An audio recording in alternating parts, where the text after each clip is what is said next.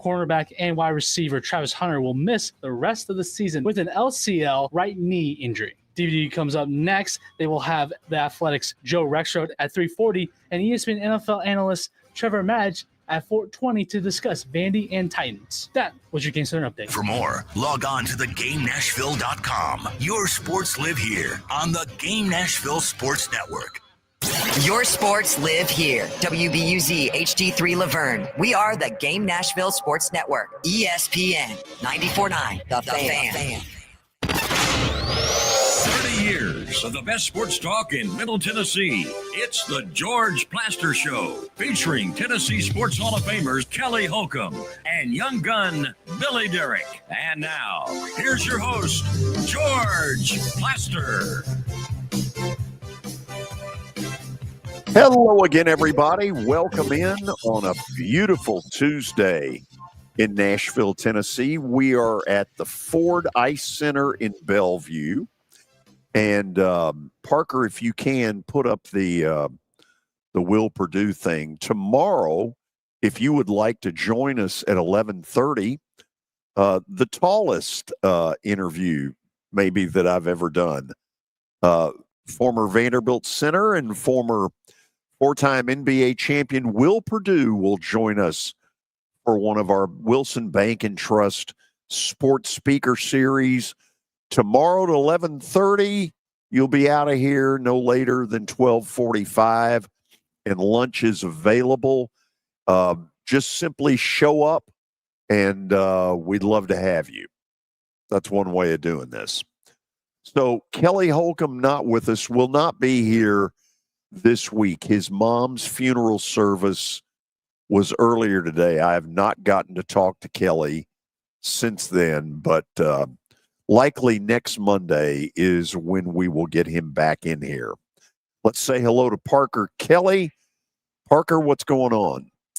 Well, good afternoon, George. I know that you are fighting the elements just like I am. Yeah, a little bit. Been a rough couple of weeks in terms of the nose congestion aspect, but we're pushing through, and we're here to talk some sports.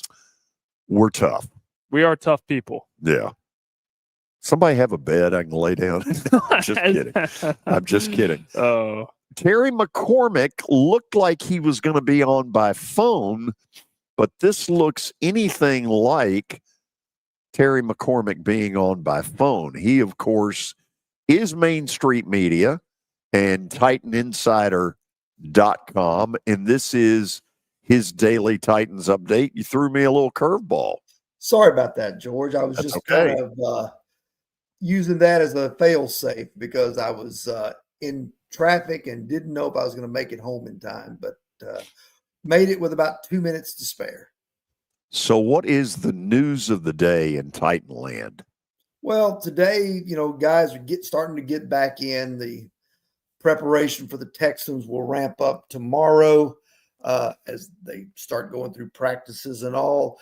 Really, one of the topics of conversation today in talking with coordinators is trying to get some of these rookie players who have been some of their better players, quite honestly, Chimere Dike, Gunnar Helm, Alec Eilmaner, and now Kevin Winston, trying to get them through that, quote, rookie wall that they talk about, how that the college season is coming to an end, but the NFL season here is really only at its halfway point.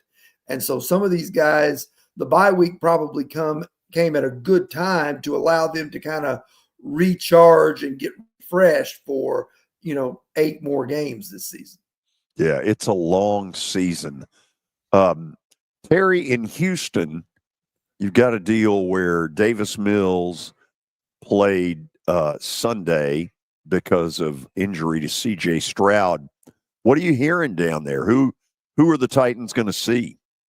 Well, they're keeping that under wraps for as long as they can. But, certainly I think if you're the Titans, you have to be aware of, the possibility that C.J. Stroud could be back after missing 1 week with a concussion.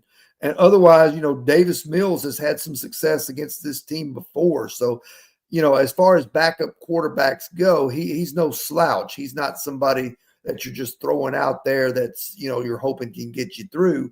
he actually played pretty well in that fourth quarter comeback against the Jaguars Sunday. Yeah. Any other news you want to share? Well, there was a report, I think it was Paul Kaharski that reported L'Jarius Sneed, there's been an indictment handed down in that deal out in Houston.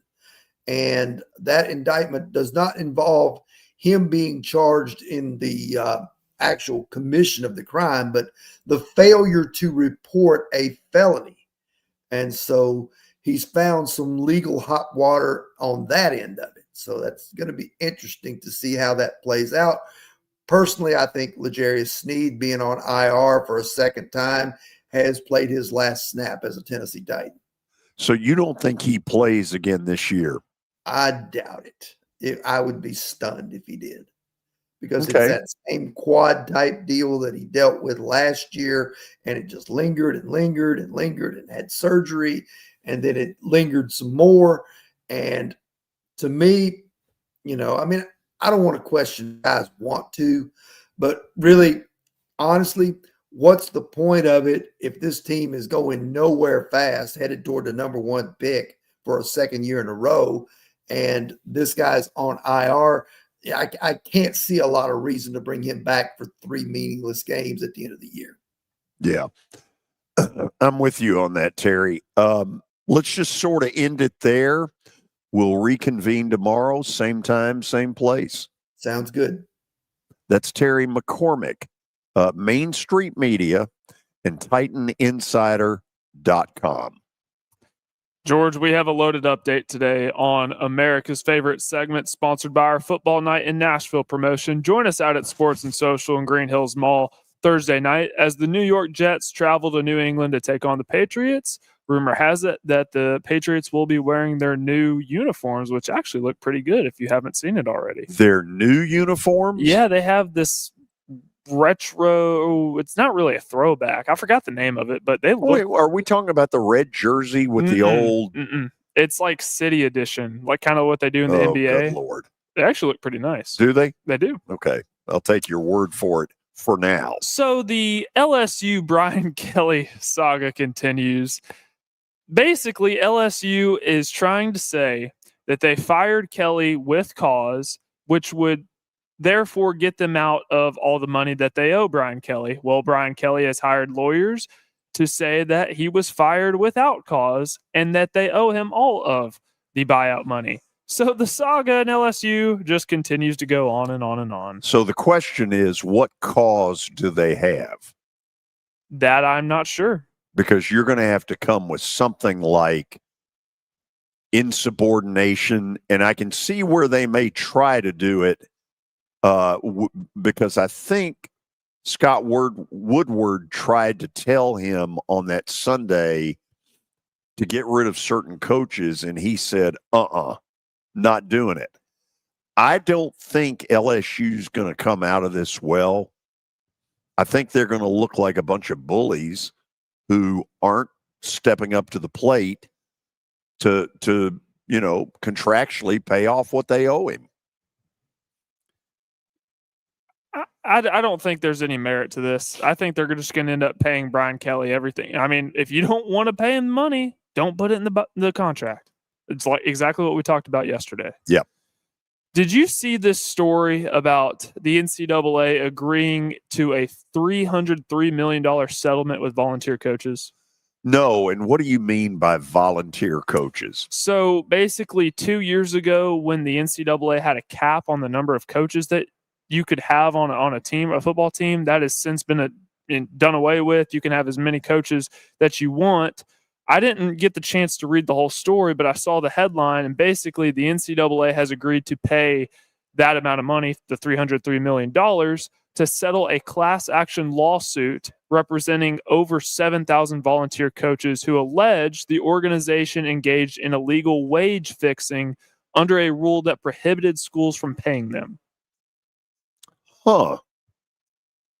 Okay. That's about all I know to the current moment. I'm going to read this article after the show's done, but it seems interesting. Is there a lawyer in the house? I don't know. Or just one that plays one? Basically, to talk about college sports at all, you have to be a lawyer nowadays, which is ridiculous. I digress. The Dallas Mavericks have fired general manager Nico Harris.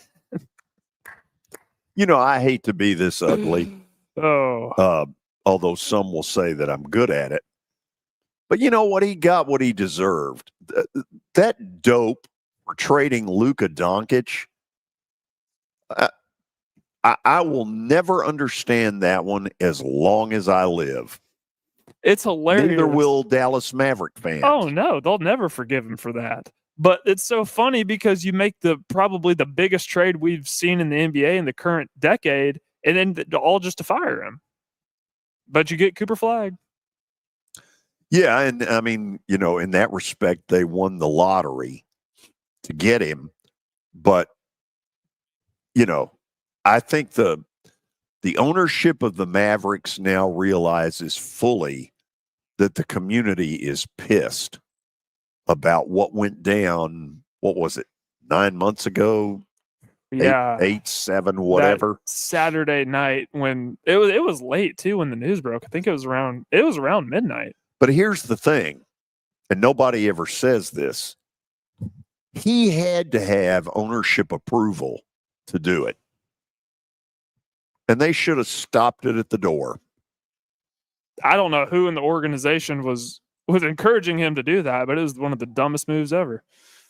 I don't know. Travis Hunter had surgery on his knee, and they just announced today that it was season-ending surgery. So yeah. He's done for the year. I think it's been a strange rookie year for him. It doesn't sound like Jacksonville ever figured out, okay, here's the side of the football that he needs to concentrate the most on because he's too good an athlete to kind of be in this limbo. What do I mean by that? I'm not sure. I don't know if he's better off playing on both sides. Doesn't seem like it. But he's a heck of an athlete. I know that. That is the thing, because honestly, he hasn't lived up to expectations, at least so far in year one. There's still plenty of time, but I'm of the belief if you play him at corner, he's a Hall of Fame caliber corner. I think he's a better corner than he is receiver. That's what I've thought, but they went the other way. Mm-hmm. And Dion says that the Jags aren't using him the right way, which the amount of the load that he's been given, he hasn't produced, I guess, to a very good level. So what is he going to do with more? I don't know. Memo to Dion. Colorado sucks. Fix it first. Yeah, they're not good. Fix it and then worry about the Jags. Did you watch Monday Night Football last night? If you're a defensive football fan, I know you enjoyed it, but the rest of us didn't. I never expected that game to turn out like that. I didn't either. What was it, 0-0 going into the half? Yeah. Zip at halftime. Yeah. 3-0 Philly, then 10-0 Philly. Yep. And then Green Bay made it interesting. But I had a chance to win it too, or tie it and send it to overtime. Two offenses that got nothing done. Yeah. Did you know, see, as an outsider, I look at Matt LaFleur and his job security with the Packers and think he's done a pretty good job. But apparently Packers fans say that he's coaching for his job this year. Oh, I don't think that for a minute. It's crazy. I've heard all these Packers fans saying that. But this is universal kind of stuff. They're Tennessee fans who want you to think that Josh Heupel is fighting for his job, and I don't think there's anything farther from the truth. Yeah, I struggle to believe that too. Meanwhile, the Preds are over here stinking it up. They dropped their 5th in a row to the New York Rangers. Yep. There's a bomb going to go off soon. When they get back from Sweden? That's sort of what I think was that, they probably didn't want to do this on the way to Sweden. Have you ever been to Sweden? No. You've never been out of the country, have you? I have. Where to? Tijuana. I don't even know where that is. Mexico. Okay. Yeah. Right down the road from San Diego. Nice. Yeah. All right. That is it for the award-winning America's Favorite Update. Yeah. It's funny because nobody ever says that to me. I just made it up, if I'm being honest. There's no doubt about it. Okay, after the break, Tony Basilio will join us from Knoxville. That's never dull. And then David Cutcliffe at 4 o'clock. So Super Tuesday begins in about 3 minutes on the George Plaster Show. When I got my first car, my dad told me, keep the gas tank full and my number on speed dial. Now parents are telling their kids, save 615-242-9000 just in case. I'm Blair Durham. If you or someone you love is in a wreck, call us. We're here to get you the money you deserve. A golf cart from Mikey's Motors is the perfect way to get around this summer. Whether you're going to the park, the pool, or the playground, do it in a brand new golf cart from Mikey's Motors, Franklin and Murfreesboro. Summertime fun in Tennessee. That's what we sell at Mikey's Motors. Come see how we roll. It's easy to say good things about the folks at Strike and Spare Family Fun Centers. Number one, I trust them with something that's near and dear to me, the Plaster and Friends Celebrity Bowling Night. But more importantly, I see the fun people have. They enjoy the bowling. They enjoy the camaraderie, and you will too. Come by any of their locations and get ready to have some fun. Attention, Big Orange Country. Tennessee and Illinois will square off Saturday, December the 6th at Bridgestone Arena. This is the rematch of a great college basketball game last season in Champaign that went right to the wire. And this one figures to be more of the same. Tickets are on sale now. You can grab your seats by going to Ticketmaster.com. That's Ticketmaster.com. Tennessee, Illinois. It's big time. At Wilson Bank and Trust, we believe you shouldn't have to choose between personal service and digital solutions. As your local independent bank, we're proud to offer the relationships and trusted service you expect, along with the tools and technology that keep you moving forward. So whether you're growing a business, buying a home, or planning for the future, we're here to help. Because this isn't just where we work, it's where we live too. Wilson Bank and Trust, here to get you there. Member FDIC. Are you looking for expert medical care in Nashville without leaving your home? Medical House Calls brings concierge-level health care directly to your door. Whether you need urgent attention, ongoing primary care, revitalizing IV therapy, or medically guided weight loss, our experienced providers are just a phone call away at 615-838-2375 or go online, medicalhousecalls.com. Or go online, medicalhousecalls.com. ESPN Radio lives here. Your sports live here on ESPN 94.9 The Fan.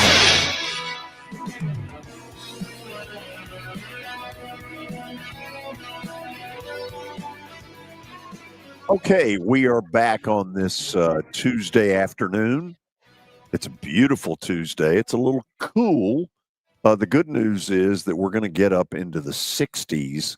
Thank the Lord. Oh, yeah, over the next, let me just be specific here. 62 tomorrow, 61 on Thursday, and 70 on both Friday and Saturday. Saturday, 72. Wow. Oh, man. So, for the moment, it could be a lot worse. It could be a lot worse. I'm like you, George. I hate the cold, but I'm very happy we're getting back up into the 70s.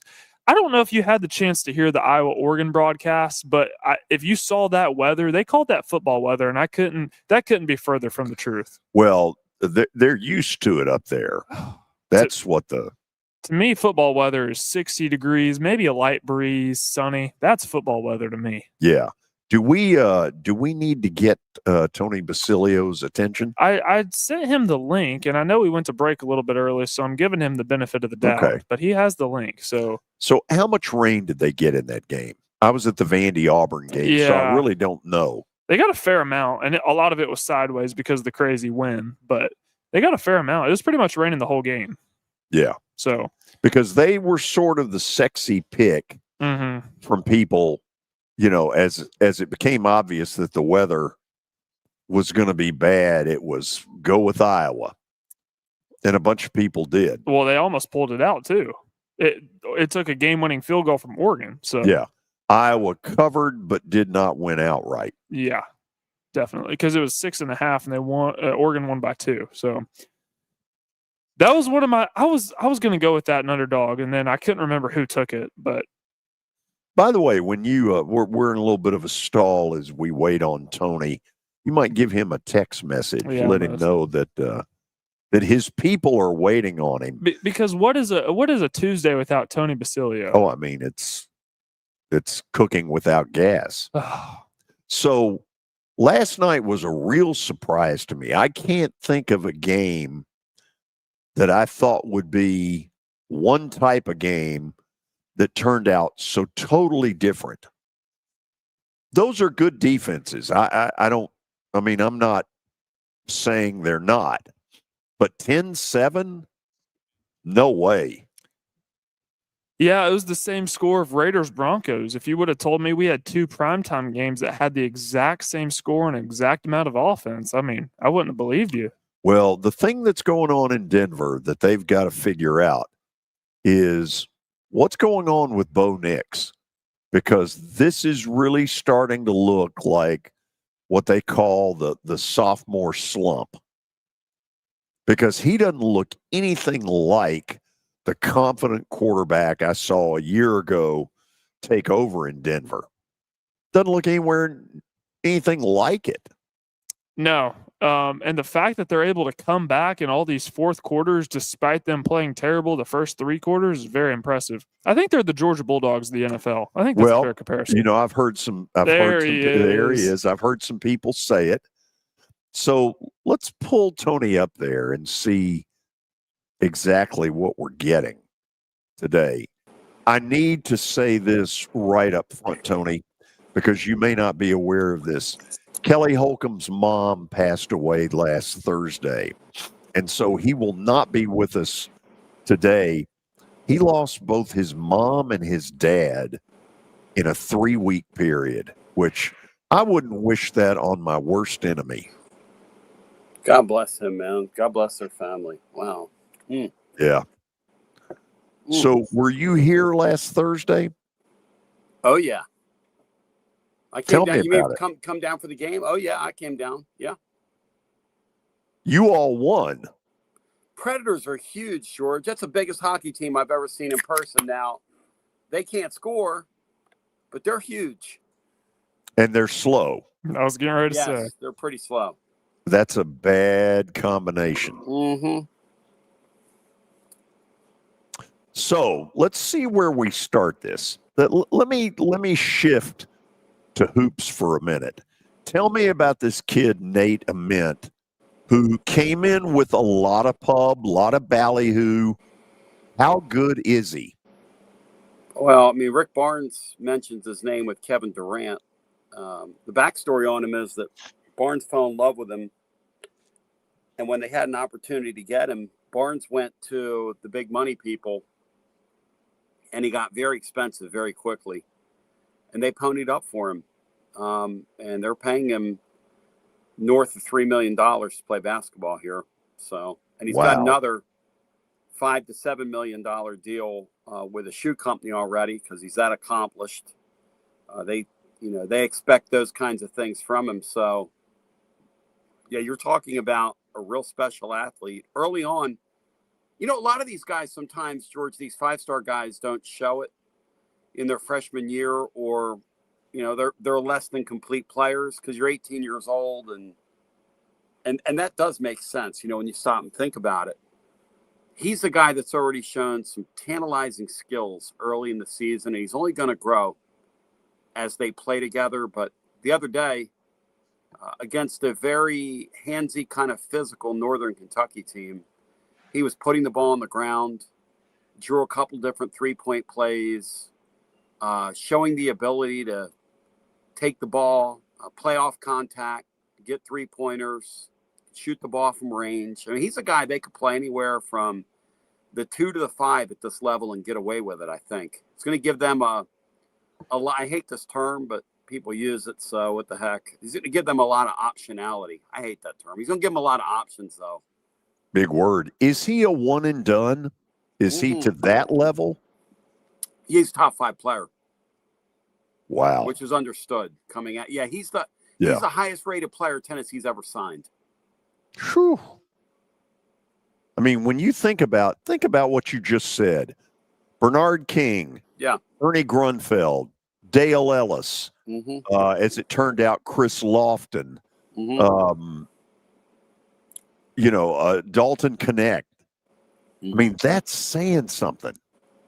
Yeah, and of course, those are, it was a different era back then in terms of coming into school and the scrutiny and the recruiting services. And I mean, gosh, Chris Lofton's 20 years ago, but you all just turned me sideways. I've never looked better. And so. That's not me, George. I didn't do that. Well, what just happened? Tony, you're sideways. Yeah, I know I'm sideways. I didn't turn me sideways, though, but I'll touch this thing. I don't know what I'm going to do here, guys. Don't try this. No, I mean, we just lost him. We just lost him. Well, I guess we should have just let him continue sideways. I was damn near dizzy just looking at that. I know, because it just flipped if you're watching via live stream. Okay, so I would assume he comes back. Yeah, he makes a comeback here in a matter of seconds. Otherwise, there he is. It was a nice interview, not a very long one. So where were we? It's just a different era now, George. It's a different era in terms of comparing players. It's a different era in terms of rankings, but in this era, he's the highest ranked guy they've ever gotten. The only one that kind of compares in this era is Tobias Harris, who Bruce Pearl signed in his final year here and was a one and done, and it's still in the NBA and a pretty productive player. Was grossly overpaid by my 76ers. People didn't rob trains, George, back in the day. The guys that robbed the Louvre a couple weeks back didn't steal as much money as Tobias Harris did in Philly. Now, this is before you, so just bear with me on this. So I get a call late last week from a former Vanderbilt basketball player in the early 70s named Rod Freeman. And Rod Freeman says to me, does the name Mike Edwards ring a bell? And I said, well, yeah, the Greenfield Gunner. So apparently they are friends. Oh, wow. He brings Mike Edwards over to where we were broadcasting that day, and we basically traded Ray Mears stories for an hour. Holy cow, was that fun. I love Ray Mears. I wish he could see sports right now because it would totally freak him out in terms of just how ahead of his time he was. If I had one wish, George, it would have been that the tricyclic depression medicines that came into existence in the 90s would have been invented 15 years earlier, and he would have been able to coach into his older age like a Dean Smith did. Because basically, when Mears jumped off the track is when ESPN jumped on the track. And Ray Mears would have been absolutely perfect for that ESPN 1980s era where you had a young Dick Vitale out there in all these gyms, and Dick Vitale's doing his thing. And I could just imagine him in the old Stokely Athletic Center and in the Thompson Bowling where Mears would have been. I could just imagine what that would have looked like. I think people have forgotten way too early that when it's really all said and done, Ray Mears is the father of Tennessee basketball. No doubt about it. I mean, he brought it from the dark ages into the modern era. No question. So tell me, football-wise, what it's like when a school that can sit there and say, yeah, with a good year, we can make the playoff. And the playoff is really exciting. But when you get to a point when you're a contender for it, and it becomes obvious you're not going to make it, what kind of letdowns go on player-wise, fan base-wise? Talk to me about that. You know, George, that's a huge concern in this era because I think essentially what goes on behind the scenes right now, and I'm not even talking about fan base. I'm talking about just if I'm a coach trying to keep the wheels on my team. I've got guys on my team and your team that I'm trying to get off your team that you're trying to get off my team to go to your team. So we all know that, right? Yes. And so how do I keep you interested in the task at hand? George, I've had jobs where I knew I was on my way out the door. I did not do my best job my final couple of weeks. We've got that going on all across the country right now. Ask anybody listening. You ever been at a job where you knew you weren't going to be there? Okay. What were your final couple of weeks like? Yeah, but I would argue that, that we're supposed to be pros at whatever it is we do. And even if we are out the door, we give it our best shot until we're out the door. Maybe. Because, George, I think what happens is a lot of times when I'm unhappy at a place, I don't blame me, I blame you. Right. And I don't quit on me, I quit on you. And I quit on the person next to me. I watched Florida play the other night with Kentucky, and that was one of the more embarrassing exhibitions. I mean, if you're going to do that, forfeit the game. Don't waste the gas money. Don't waste the fuel money. Don't waste the per diem money. Because what they did the other night was, I thought, dishonor the sport. Now, Tennessee's got 2 games left. They got New Mexico State this weekend, but who cares? They've got the Florida game there and Vanderbilt here. Let me tell you something, George.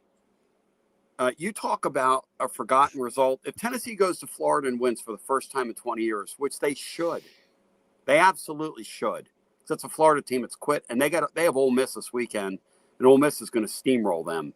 So, Tennessee goes to Florida next week and wins. It will all be forgotten a week later if Vanderbilt comes to Knoxville, wins, and goes to the playoffs. I told you a couple weeks ago, George, and this is coming into crystal view for me. Yeah. Josh Heupel and that athletic director in Knoxville here in town are going to be in a different reality if they let Vanderbilt come into this building and win. It is going to be a different reality for them with this fan base. It is going to be, if I was to give them a piece of advice, it would be do everything in my power to not let Vanderbilt get out of my building. Anything you can do, any way to distract them, any way to keep Vanderbilt up all night, go resort to the old tricks, whatever the old tricks are. Send them pizzas to their rooms all night, send them distractions, honeypot them, anything you can do. Do not let Vanderbilt defeat you. And by the way, Clark Lee, I love you, George. You're putting him up there. That is a nice looking bald-headed man like I am.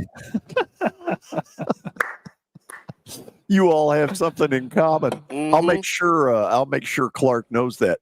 So when you say that, look, I get the fact that this feels like the roles have been reversed. Mm-hmm. Never would we have dreamed that Tennessee might be the one having to knock Vandy out of the playoff. It would always feel like it'd be the other way.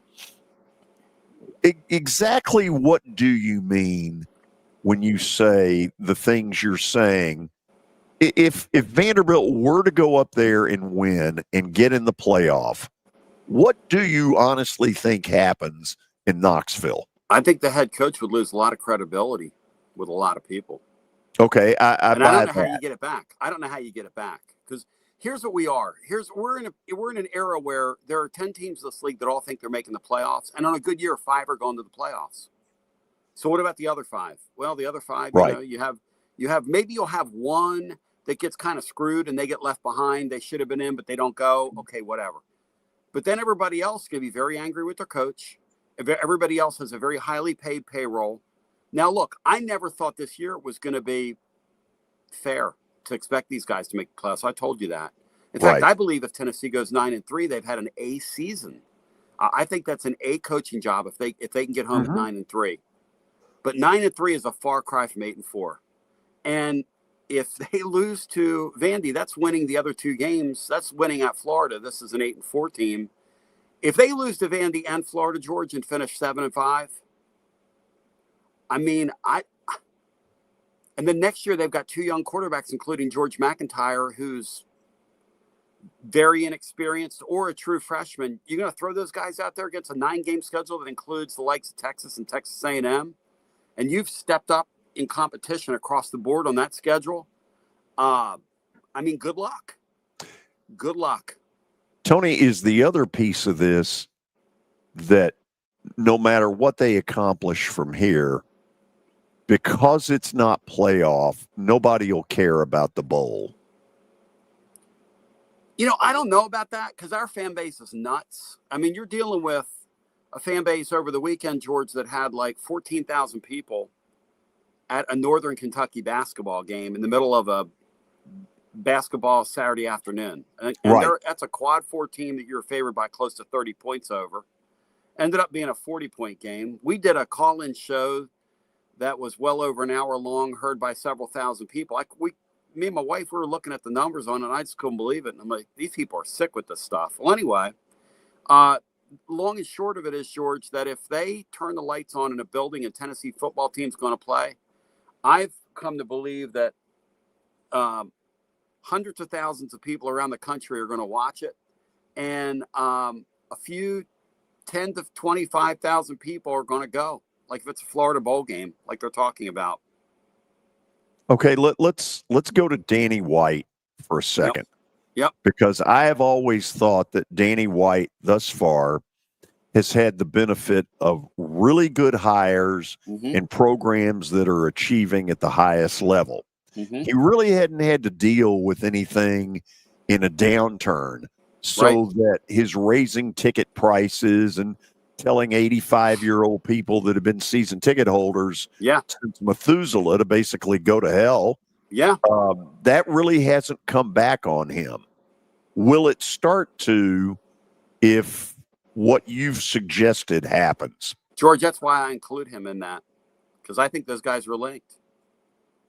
This team goes 7-5, and they lose 2 football games from here, and those 2 football games are Florida and Vanderbilt.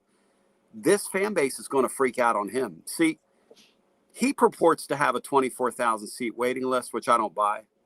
I just don't, because I know the truth. And let me say this: he said this recently at an event in Nashville. Yeah. And I don't believe that for a minute. No, it's ridiculous. But here's the thing: he can say it, and that's fine. Nobody can prove that it's wrong. But I'll tell you this right now: his 24,000 seat waiting list is going to get a real workout if they finish 7-5. Because they're going to be a bunch of people that they're going to have to pull ticket buyers from, and I don't believe it exists. So, but that's neither here nor there. The point of this is big business. Never before have fans been asked to contribute more to be involved with college sports, and the Danny Whites of the world are the ones enriching themselves, and they're the ones leading the charge.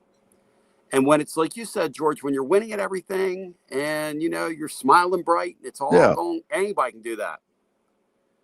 How do I shepherd a young coach if they end up finishing 7-5? Do I walk into his office and demand coaching changes?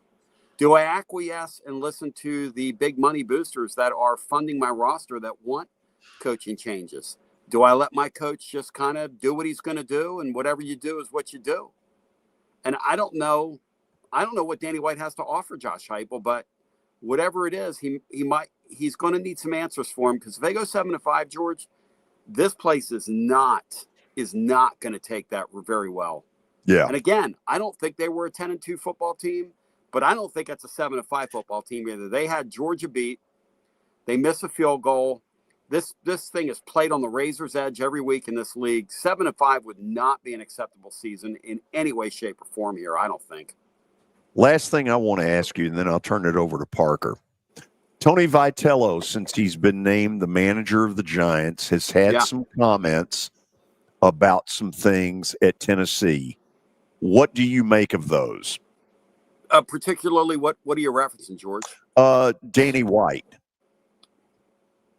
From what respect? Well, he was asked, what was his relationship with Danny White, and he tap danced around it a little bit.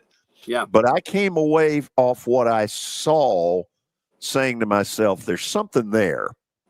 Well, you're a smart man. I mean, you've been at this a long time. A lot of times when you're in a spot, Tony's going to take the high road. He's Major League Baseball manager now. A lot of times, though, sometimes what you say is as important as what you say. Right. And I'll let it sit right there because that's the relationship between those two guys. And long and short, Danny was not a pat you on the back guy. He was not a let me go sit in your office and get to know you guy. He's a very aloof guy. He's a very socially awkward guy. No offense to him. He's very good at the money part of it. Danny admitted publicly when the press conference occurred to announce that Tony was leaving. People got on me for saying this, but he doesn't even know his coaches, George.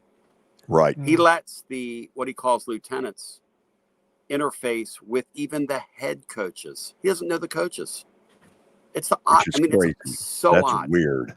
It's a very strange management style. But as we were saying before, when you're winning, it's great. When you have a little upheaval, him leaving, and then him saying that at a press conference, now all of a sudden that's kind of laid bare, and people go, "Whoa, well, that's kind of interesting." And Tony will tell people behind the scenes, "Hey, this guy just." Tony's an Italian, Georgian. Look, Italians and Greeks want to hear something. Hey, you're my guy. Hey, George, how you doing? You're my guy. Hey, man, I like you. Hey, we're a little bit like y'all labs, man. Every once in a while, I want you to pat me and tell me you love me. Just every once in a while. Danny White does not manage that way and is never going to manage that way. Parker, you're going to learn this, and Tony will get a laugh out of this. If you have money and you're weird, you're eccentric. If you're poor and you're weird, you're just weird. You're weird. Thank you. Yep. Glad Danny's eccentric. I learned something today. Yeah, I know you did. Tony, entertain me for a second. I have a hypothetical scenario that I've been asking a lot of people, and I wanted to get your thoughts on this. But let's say Vanderbilt is 9-2 heading into Knoxville, and they go into Knoxville and beat Tennessee. Does a 10-2 Vanderbilt make the playoff? How would they not? Now, I say all that to say I thought a 10-2 Tennessee team was going to struggle to make the playoffs because of the schedule. Vanderbilt's schedule is better than theirs, but by how much? And when you start counting the playoff teams in the league, which is very interesting, right? Georgia's going to get in, guys. Alabama's going to get in. Going to get in. Texas A&M's already in. Ole Miss is in. I think 5 are going to get in. That leaves Texas or Vanderbilt as who's going to get in. But but are we to believe that Texas is going to win at Georgia and at home against A&M? I don't believe it. No, but a 9-3 Texas team will have played at Ohio State, which is what I think Parker's getting at.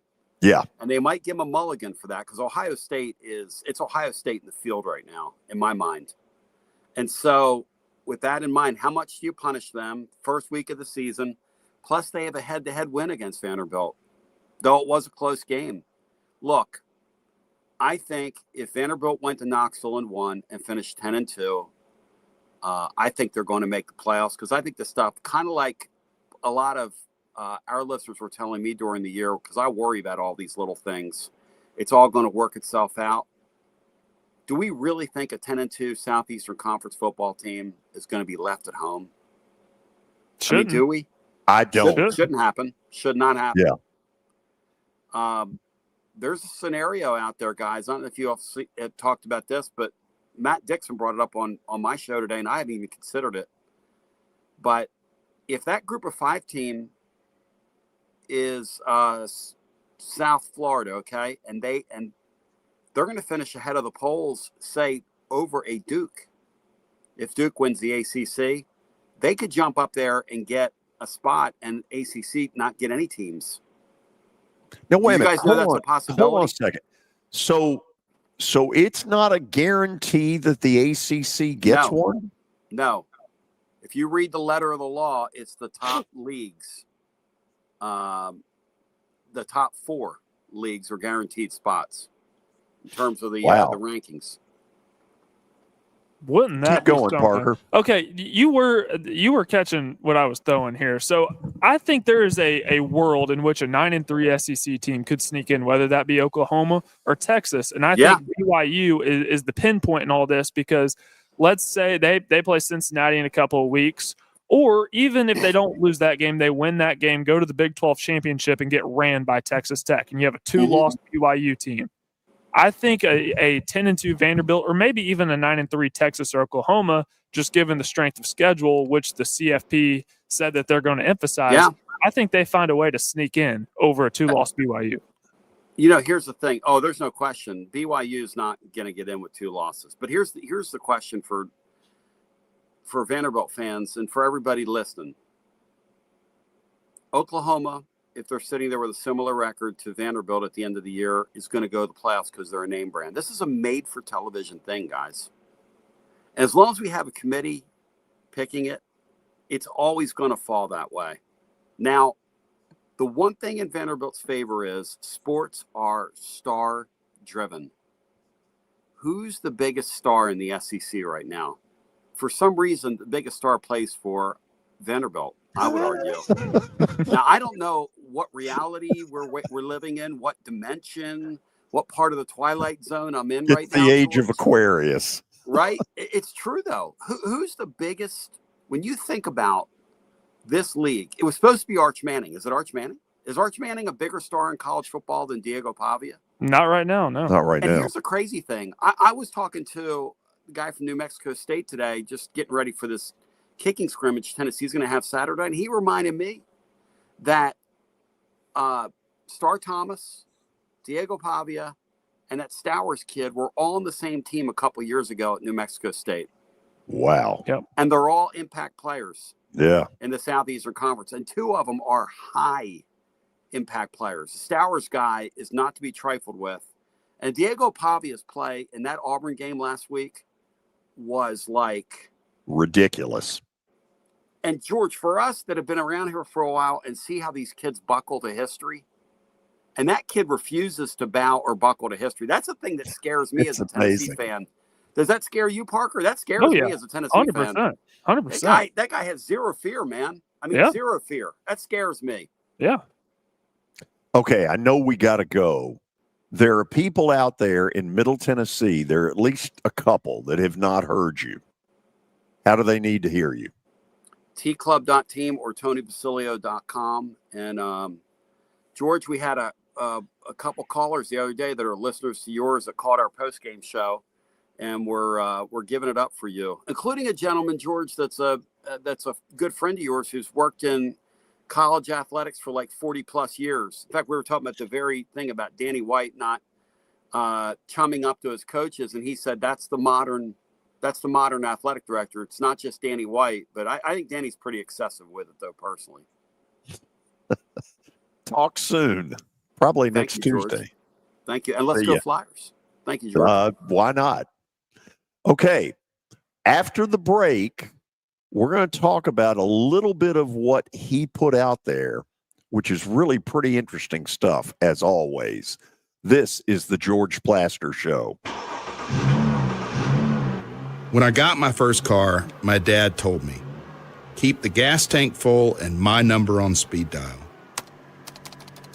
Now parents are telling their kids, save 615-242-9000 just in case.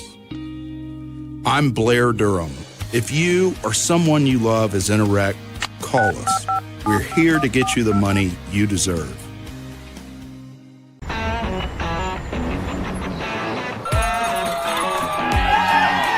Smashville hockey. Around here, it can sound like a language of its own. But hey, if you can pronounce Demumbrian, then names like Yossi, Shea, and Marchessault will roll right off the tongue. Nashville Predators, only in Smashville. This is Freddie and Harry. Here's the scary. Sports and Social in Green Hills Mall is the new home for our Football Night in Nashville promotion. Their food is terrific. Their TV setup looks like a racing sports book in Vegas. And if you're a sports fan, you can't beat it. Starting September the 4th, we'll broadcast from Sports and Social every Thursday night. There's Pop-A-Shot, great football, and the chance to win a beautiful Mikey's Motors golf cart. See you at Sports and Social in Green Hills Mall. Attention, Big Orange Country. Tennessee and Illinois will square off Saturday, December the 6th at Bridgestone Arena. This is the rematch of a great college basketball game last season in Champaign that went right to the wire. And this one figures to be more of the same. Tickets are on sale now. You can grab your seats by going to Ticketmaster.com. That's Ticketmaster.com. Tennessee, Illinois. It's big time. Here's Officer Gary. For example, here's Officer Garen Hoskins for the Metro Nashville Police Department.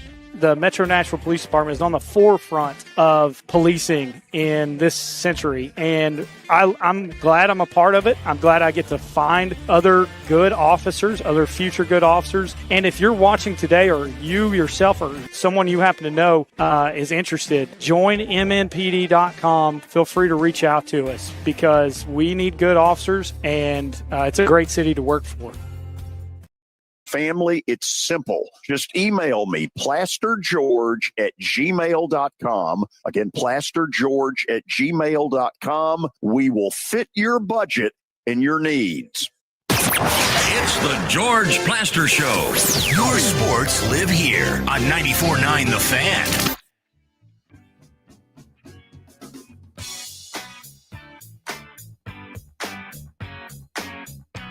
Okay, we are back as Snotfest 25 continues. But I'm well fortified here. I got enough, whatever these are, napkins. We're working on getting you an air mattress so you can lay down and do the show. No. First of all, my apologies to Trace, who sent this yesterday, and I poo-pooed it. Shows what I know. And then a good friend who shall remain nameless, Tony in Nolensville, sent me this little picture right here that you can't really see, but it says on it, 5 highest ranked conference champions receive automatic bids. What exactly does that mean? 5 highest ranked conference champs receive automatic bids. SEC, Big 10, ACC, Big 12, and Group of 5. Well, it doesn't say that. It doesn't list the conferences. It just simply says 5 highest ranked conference champions receive automatic bids. Okay, if James Madison were to make it from the Sun Belt, and then you have South Florida make it from the American, that does, if they're, as long as they're ranked higher than, let's say, Duke, if they were to win the ACC, then technically Duke would get, or the ACC would get left out. Okay, but right now, the 2 that would play in the ACC for the title, Georgia Tech's one of them. Yeah, and Virginia would be the second. Virginia after losing to Wake? Yep, because that's technically one conference loss, even though their other loss was to NC State, but for some reason that was not considered an ACC game. Huh. Which is stupid. That is a little different. It was one of those, they play so early in the season, they just needed another opponent, so they schedule a conference team, but it's not considered an ACC game, which I don't know. So, have you seen Nate Ament play? I have seen Nate Ament play. I've watched all 3 games. Talk to your daddy. Well, let me call Shane Kelly real quick, and I'll do that. No, I'm just kidding.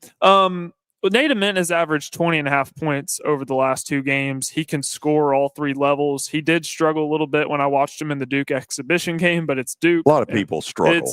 It was his first game, so I didn't put a whole lot of stock. It's an exhibition game in general, so just kind of watch to watch. But the last 2 games, he's looked really good. Granted, it was against Mercer and Northern Kentucky, but he can score at all 3 levels, and I don't see a world in which he's not the Vols' best player this year, either him or Jacoby Gillespie. Wow. That's an amazing find if he is as good as advertised. I know it scares me with all the Kevin Durant comparisons. You heard Tony say that. Oh, that's the comparison, and makes me nervous. That is some high cotton right there. Yeah. So what else struck you that he said today? besides the good humor. So I know what you were referencing when you were talking about Vitello's comments about his relationship with Danny White. I'm like you. I don't believe the relationship was good. But when Danny White was asked about that at the press conference after Vitello took the Giants job and then they hired Elander, he mentioned that he didn't really talk to Tony as much. And I'm like, he's a head coach of a major program at your university. Shouldn't you be talking to him more on a regular basis? Well, what if I told you that, best as I can tell, and Tony Basilio would be the one to be able to back it up? He doesn't talk to anybody who doesn't have the last name Haslam. Which is just odd to me. Well, it's a great strategy as long as your football team goes 11-1 and your basketball team is Elite Eight and your baseball team's playing for national titles. But if you ever have any slippage, it's not as good a strategy. That's why Tony was saying that if Tennessee were to lose to, definitely if they lose to Florida and Vanderbilt, the fan base will lose its ever-loving mind and turn on Danny White. Because overall, Danny White has done a great job. But he's hired very well. Yeah, that doesn't mean that he doesn't have his flaws as well. Well, the flaw appears to be that there's a nonstop request for money with not a whole lot of thank you in return. I know we got to run, and so here we go. David Cutcliffe in the On Deck Circle on the George Plaster Show.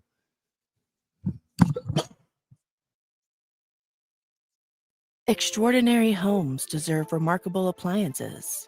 At Electronic Express, we bring the best luxury appliance brands together, all in one place.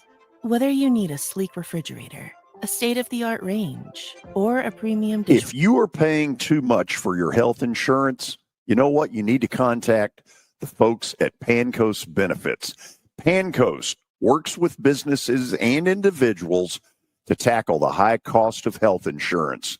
Whether you're a business owner, large or small, self-employed, between jobs, or over the age of 65 and in need of a Medicare plan, Pancoast can help. They make understanding your benefits less difficult and more personal. So check them out today, pancoastbenefits.com, or call them at 615-292-3400. Venture Express has been helping people in this area for more than 40 years. They're headquartered in Murfreesboro with over 30 years of dedicated fleets involving production, manufacturing, and corrugated experiences. They're an asset-based company with over 700 tractors, 4,000 trailers, and 800 drivers. If you need their help, dial them up, 615-793-9500, or log on to ventureexpress.com. Introducing the Putting Zone, which offers a revolutionary indoor golf experience featuring state-of-the-art putting surfaces designed to replicate real-world course conditions. The Putting Zone will open to the public Saturday, November the 22nd. And what a great way to spend the holiday season with family and friends. It's located at 3040 Sidco Drive near 100 Oaks. Get ready to improve your golf game. The Putting Zone, which offers a revolutionary indoor golf experience featuring state-of-the-art putting surfaces designed to replicate real-world course conditions. The Putting Zone will open to the public Saturday, November the 22nd. And what a great way to spend the holiday season with family and friends. It's located at 3040 Sidco Drive near 100 Oaks. Get ready for your golf game. The perfect gift. Lavish and luxurious, yet affordable. Breathtaking and joy-inspiring, yet simple for you. The gift card from A Moment's Peace. A spa day she customizes exactly the way she wants.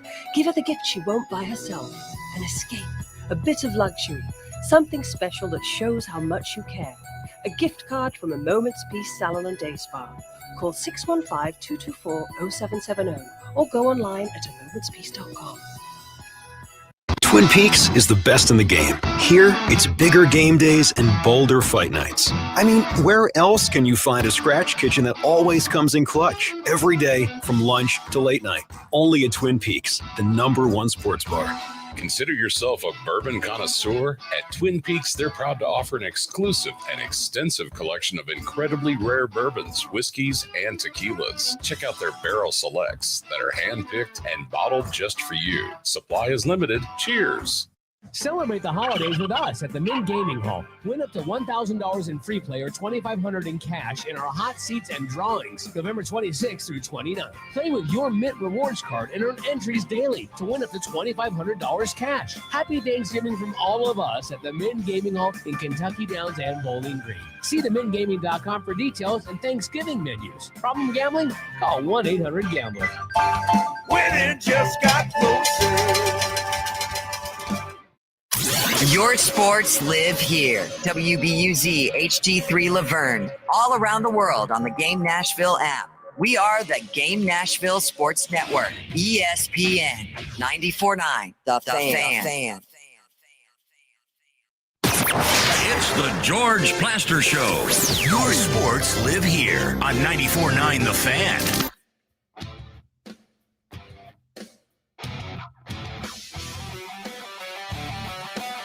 Time for our stat of the day, brought to you by Apple Collision Centers. Brian Daboll was the 4th consecutive Giants head coach to appear in the bottom 5 of the franchise win percentage. Who is the last Giants head coach to not appear on the list?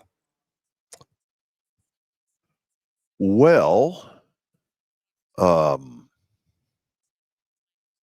first obvious thought is Tom Coughlin. But then there is the thought of Bill Parcells, who once in the mid-'70s was on a staff at Vandy and, in fact, turned down the Vanderbilt job, and they ultimately pivoted to Fred Pancoast. You didn't know that, did you? No, I didn't. I guess it's Coughlin, but I don't know. You got to show it to me. Ben McAdoo. Good Lord. How about that? Wow. We're all kinds of educational. Okay, hold on. Read me that again. So Brian Daboll was the 4th consecutive Giants head coach to appear in the bottom 5 of the franchise win percentage. Who is the last Giants head coach to not appear on the list? We could have been on here a while. Yeah. I wouldn't have gotten Ben McAdoo. Ben Wow. McAdoo. Interesting. Okay, we are officially into the 4 o'clock hour. From our digs at the Ford Ice Center in Bellevue, I have got enough tissue paper, well, probably to last for another hour. I have no idea what's going on. This has all hit me in about the last hour and a half, what I'm calling Snotfest 25. 2.0. 2.0. Yeah, The second time. I've got to rally because we got a great guest, the best, former Duke, former Ole Miss football coach, and for that matter, former Tennessee offensive coordinator, David Cutcliffe, for his weekly visit. David, how are you? Well, the question, I hate to hear that you're not well. Bless you, George. Yeah, it's just a little annoying. You know? Yeah, particularly when you are on the radio having to talk, right? So I get that. Now, that I heard that question. I'm very interested in that because I was in a loose manner associated with all those people all the way back, with Eli. That surprised me too. I would have said Coach Coughlin quickly.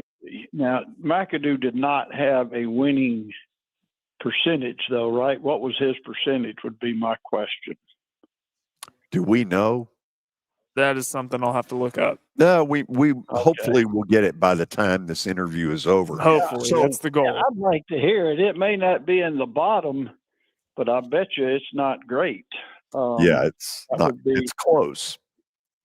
I'll tell you what, I never understood, and I said it to his face, probably shouldn't have, but why you keep hiring first-time head coaches in that market. That's a difficult task. Hard to be a first-time head coach anywhere in the New York market.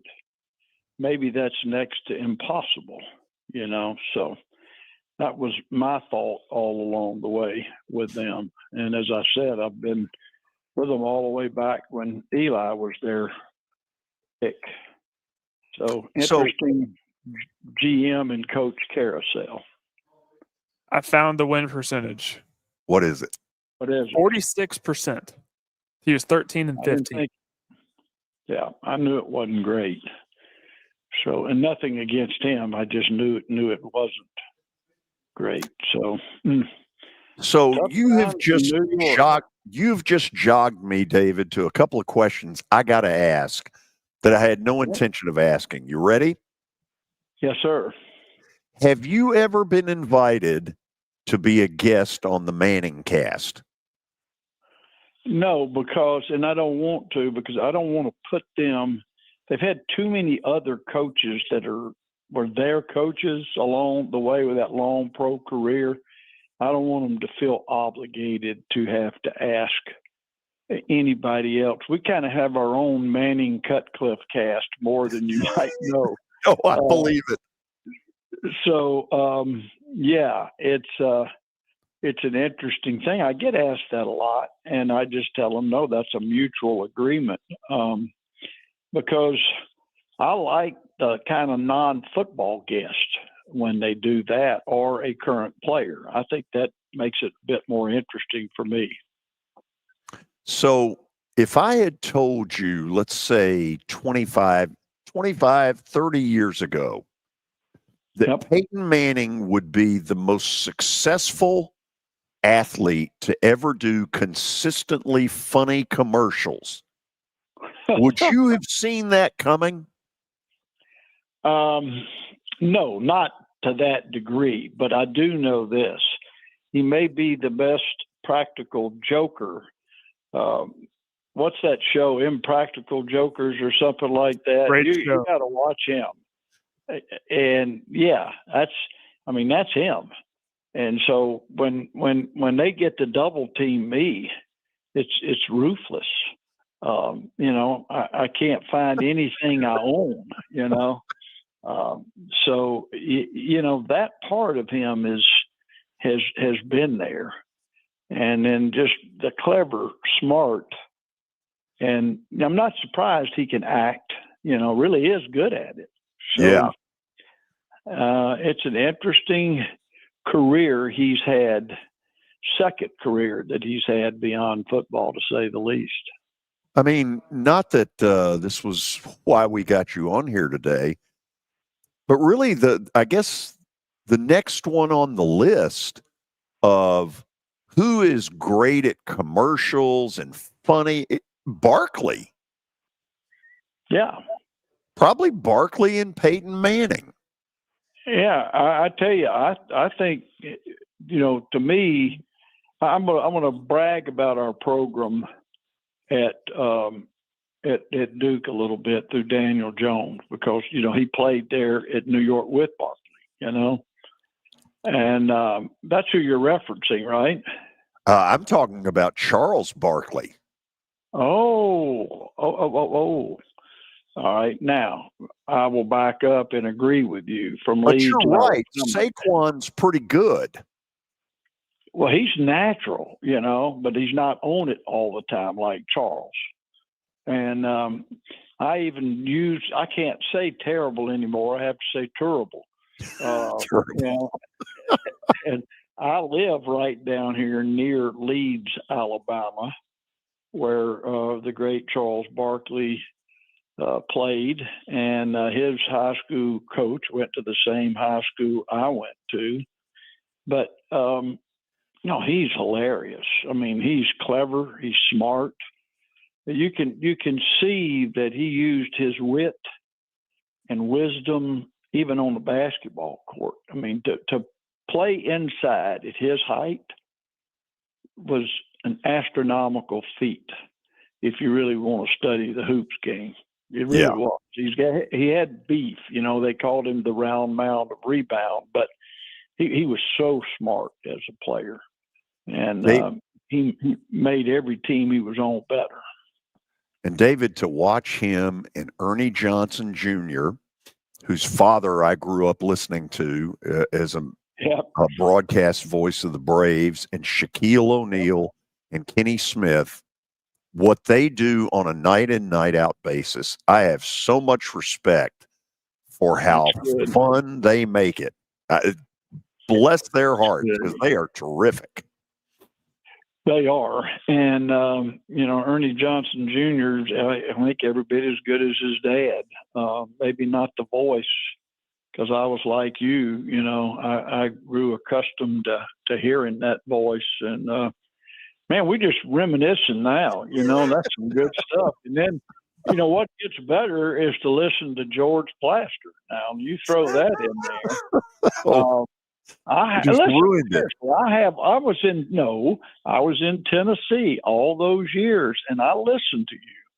I heard your voice, I mean, yeah, man, you're right in there with those folks. How many years for you now in broadcast in the state of Tennessee? 47.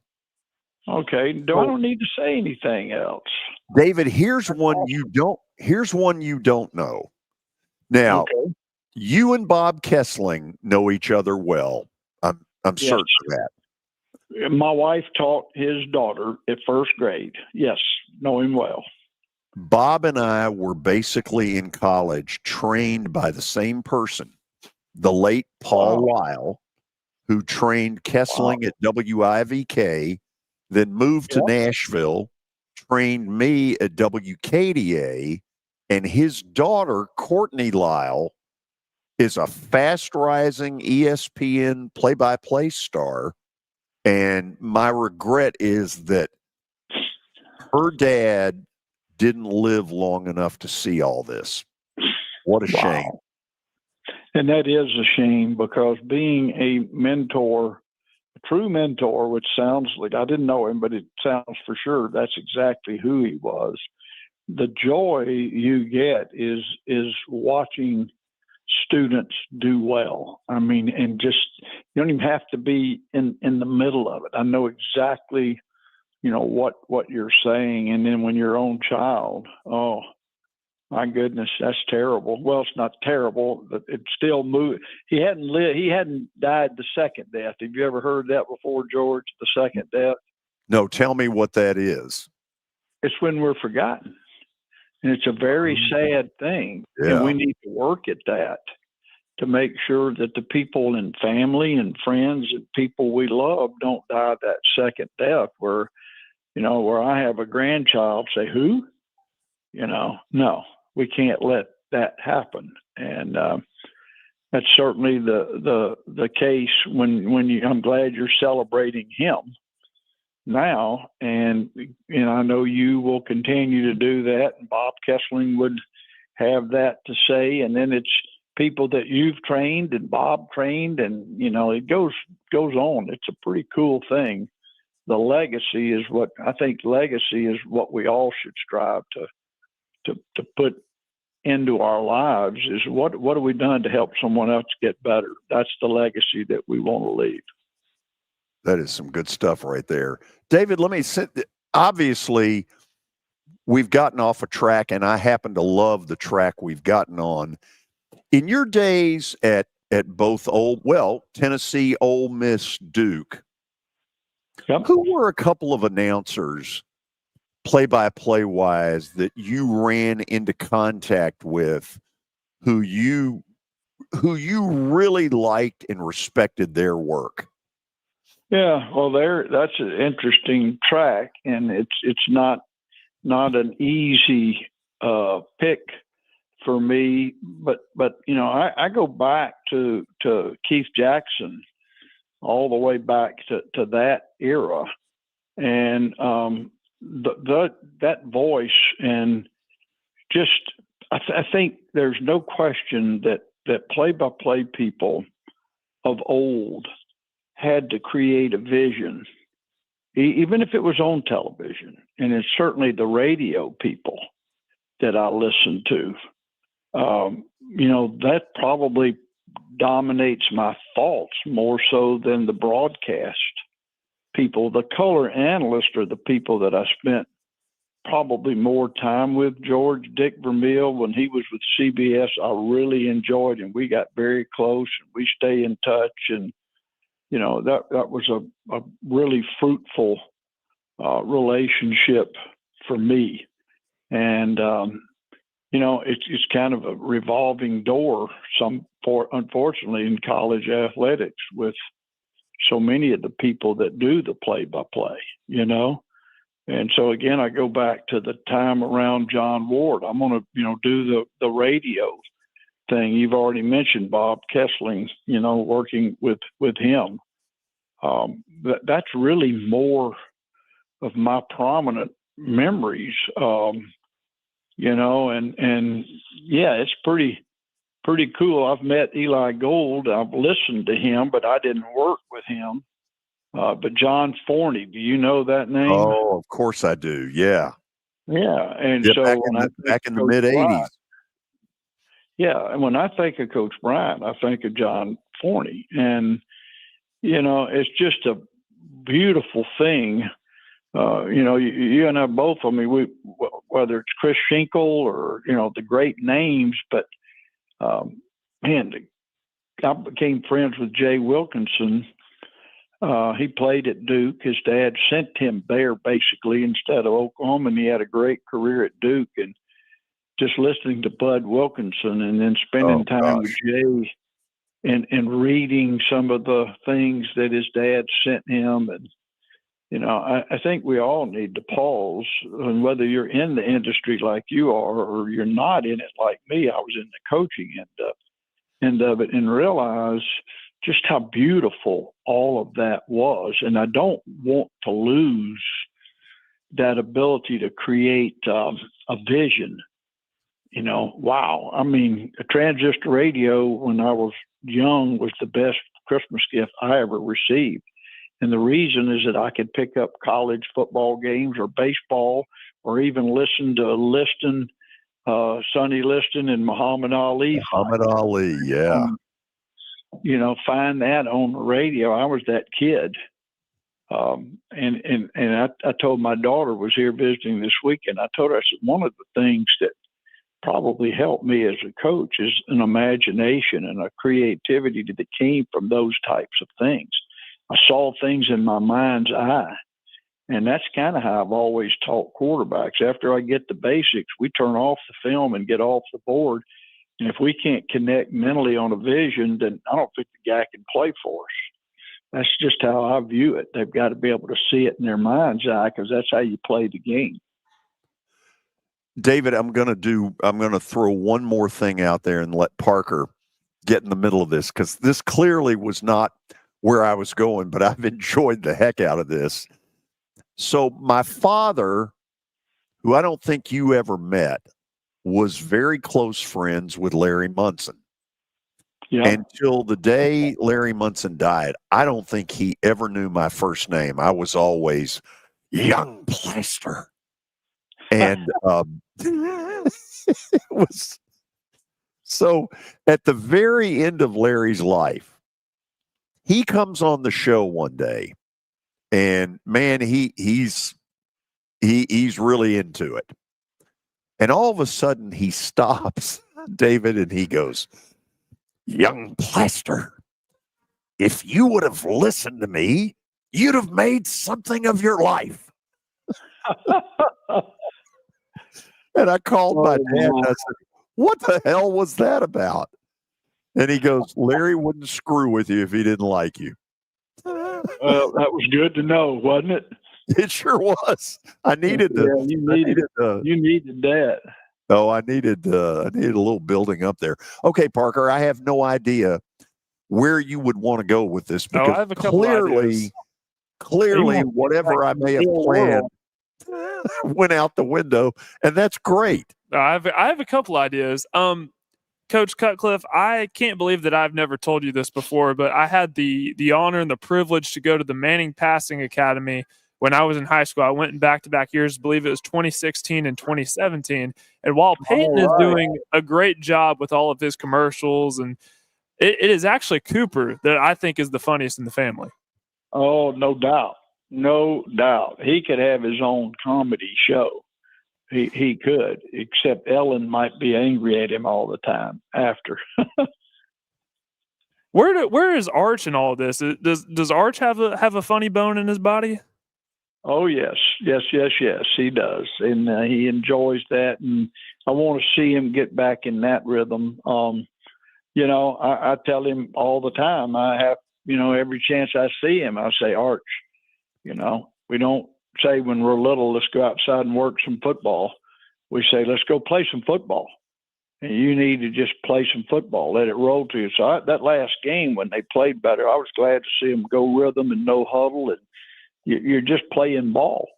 And but that's one of my big things with all quarterbacks. It's a position can create stress and tension and difficulty. But if you think you're out there working every snap, and I to be honest with you, I used to get on Peyton and remind him, you're not coaching, you're playing football. Quit coaching as you're playing the game, man. We'll handle all that. And even when he was in the NFL, I would tell him that, you know, dang, man, play ball. So you got to remember that. Absolutely. I'm very grateful for my experience as a quarterback. I believe that same drive and determination that I had back in my playing days, although it wasn't too long ago, has really helped me in this new career path. And now getting to talk to you, I've always been an admirer of you from afar, but now getting to have you on the show every Tuesday, today's been great. So really just thank you for coming on today. Well, I enjoy, you know, visiting with George anytime in person or over the phone. But Parker, you got a really bright future ahead of you. You have a good understanding of the game and an understanding of the competitiveness of all of it, and then what's right about it. What I want to continue to hear, and as I listen to any broadcast of a football game, is to hear more and more about what's right with the game, what grows on people, how young people can grow through any game that we're playing. But my game is football, and the growth opportunities there are phenomenal. And I just don't think it's pure entertainment. It is entertainment, believe me. And I know it's business. I get that. But it's not purely that, you know. When we teach winning in a manner that it should be taught, they learn everything they need to know about winning in life. And there are no shortcuts, you know. So that's what I like to hear celebrated a little bit more, whether it's on a court or a field. And, you know, it's fun to watch and it's entertaining, but I'll never leave what's really happening as a bunch of teammates. And, you know, I thought the World Series, George, was really motivational to watch two teams that were very closely connected within themselves, I thought. I don't know what you. It was awesome. Absolutely. It did a lot of good for a game you and I love. Yes. Because I walked into it believing LA might sweep, and boy, was I wrong. Well, I mean, you saw backbone. You saw teammates lifting teammates. You saw different aspects, pitching, fielding, hitting. You know, I mean, that's being a teammate, doing whatever it is that you do best. I got to tell you one story. You know who Jack Crystal was? Oh, right? of course. The legendary Mississippi State play-by-play voice for a younger audience. Your Mississippi State Bulldog Network will return in a moment. But I'm listening to him one night, and they played Maine and got beat, played really bad. Did put nothing together offensively. And they always did a drive of the game. You know, he would recap a drive of the game. And I'm listening, I'll never forget it. He said, well, folks, your drive of the game tonight is your drive. We didn't have one. And I happened to be listening to that game, and I'm at Ole Miss. You know, I got a kick out of that one at that moment, you know. And But he was so good to listen to. And the other day I was going to Starkville to watch them play, and I was on Jack Crystal. I don't know what it was, if it's Boulevard or Avenue or whatever. And I had to just pull over a minute and just think about that dear man. Yeah. You know, he was a Larry Munson type, and those legendary voices. Oh my goodness, just so good. Yes. So thank you all that are in this business and in this industry for bringing it to us in a better way. Thank you, George. I appreciate that. David, as we end this, you realize this is 20 minutes of your life that you will never get back. You know what? I wouldn't trade it for anything else. This is a nice sit down for me before we're getting into we've gotten through Monday, so going through all of the film and all of the things that could or did happen. We've got a lot of things out of the way, and then by 4:00, generally, it's the dust has settled a little bit. Teams are back working and practicing. And, here we go again. Who knows what's going to happen this coming weekend, but it will be interesting. Hey, come up here soon. I need to. I hate that I didn't get to the Auburn game. What an incredible atmosphere. Oh. What an incredible comeback. Just an amazing football game. And they bowed their back, unlike any team I've seen in quite some time. They just refuse to lose. It's pretty awesome to watch young people compete together like they're competing together. Hats off to Coach Lee and his staff. Amen. When you find a time to come up here, look through the hockey schedule. You need to sit in 304 row 1 with me. That would be a fun thing. Hockey is fun in person. I don't love it on television. I'm sorry, all hockey fans. Yeah. But it's such a fast game, you need to see it in person to appreciate it. You're exactly right. So figure out a time to come up here, and I'll teach you what Section 304 is all about. All right. Sounds good. Y'all have a great rest of your day. David, thank you. Take care. Truthfully, I was going to talk to him about young quarterbacks in the league, and we got totally sidetracked, and I got to admit, I loved it. The man makes more sense than anybody going in college athletics. That's just my opinion. George, I feel like a new person after that. He's the best. You better let me know when he comes down here, because I want to meet him. Oh, he's I want to meet terrific. him so bad. Gotcha.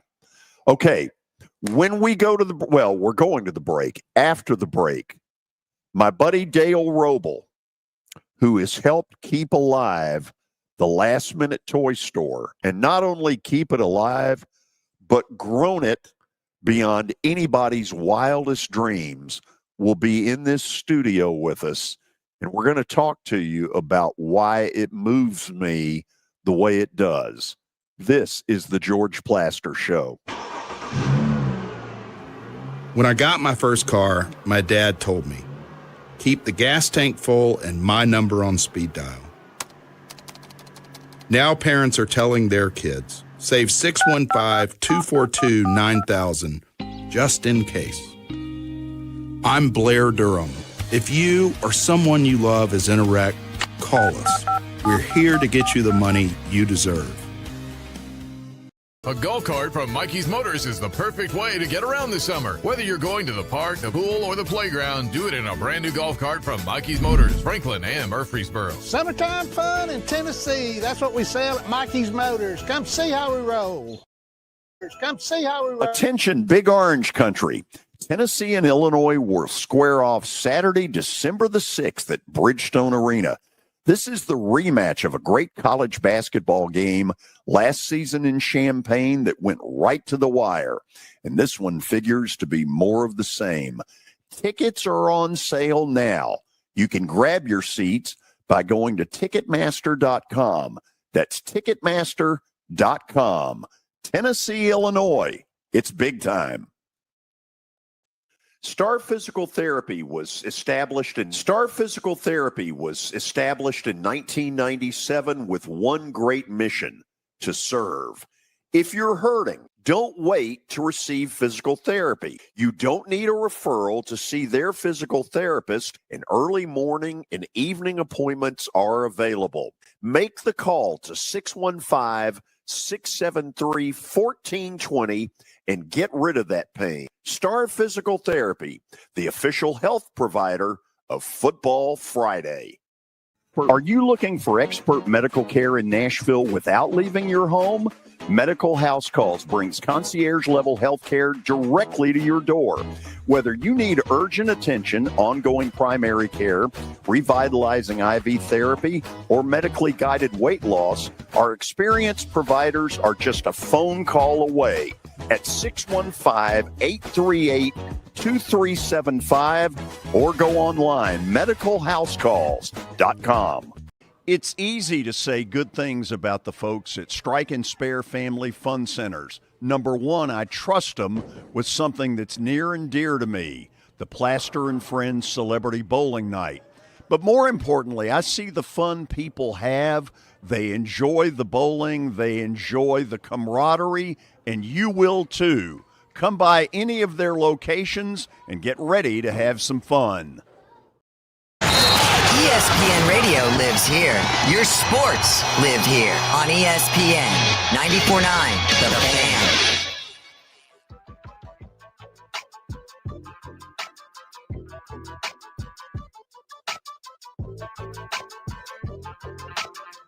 Okay, in a minute, we're about to transport a headset.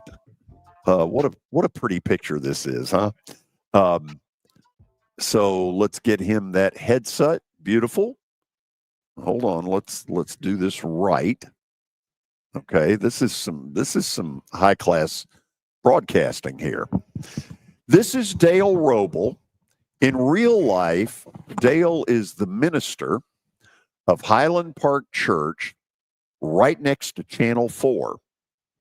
And in unreal life, he's one of the people that kept the Last Minute Toy Store alive. Tell the story about, I guess it sort of got dropped in your lap to either let it die or build it. Yes and no. Look into that when you're saying it. Yeah, we want to make sure you're telling the truth. Exactly. I volunteered there first two decades more ago. I think you volunteered around that time. Rick Region brought you out there and you saw everything that was going on at 61st Avenue where it was. But gentrification kind of got the host church where it was being hosted, and they were closing it. So what happened with the toy store was it was kind of put on the shelf and nobody was really picking it up and run with it. And that's when we and our board just said, hey, we really don't need to let this thing die. We need to find a place that it needs to go. So that was really the genesis of me getting involved and running with it at that point. But before that, Paul Slintz, kind of ran it, and he absolutely ran it. And he had come to me a few times and just said point blank, you need to take this and run with it. And I was like, Paul, there's no way I'm going to take this thing. And we call it a behemoth now, but then it was not even near what it is at the moment. But, I just remember going and volunteering, much like you did, George. Still remember meeting you the first time there. And actually, Rick came over and said, I got somebody you need to meet. Let me introduce to you. And I said, well, I already know who George is. I've been listening to George since I was a wee little boy. Oh, here we back go. In the 80s, driving to school on WSM. You remember those days? Oh, yes, I do. And you must have been in high school in those days. I was very, very young. That's impressive. But, I do wonder if Rick, because I remember the day Rick and Suzanne took me over there, and I wonder if Rick, without saying it, had in mind, I hope George picks up on the spirit of this, because if he does, he'll try to do something to help him. It's exactly what he told me, and what he told me was, I need to introduce you to somebody. And of course I knew who you were. You didn't know me. We may have met some other times, but he said, this is something that would be good for George, and George would be good for this if you could get him involved. And it wasn't too hard to do at that time, of course, with Dan and Mike Ugla and all them, volunteering and playing for the Braves. You were more than happy to volunteer and hang out and try to smooze them for tickets, which you got. And it's not true. It's kind of true. Terrible. Is that sort of? Well, it's sort of true. Sort of true. You ended up driving down there and it. going to some games. Well, as a matter of fact, that is true. That is true. Who's the one looking in the camera, George? You need to look in the camera. Hey, how's everybody doing? I have a cold. So, since then, we partnered with the Davidson County Sheriff's Office. They became our new home, and Sheriff Hall and everybody at Davidson County Sheriff's Office just been phenomenal for the last minute toy store. Okay, hold on a second. Parker, run a couple of those pictures from last year and kind of describe to people first of all, the way you all decorate to make this room something pretty cool is very cool. Yeah, I mean, it's just a huge warehouse, and it's truly, you can see it up top. It's just beams and basically a big steel warehouse. And we converted it into a winter wonderland and a toy store.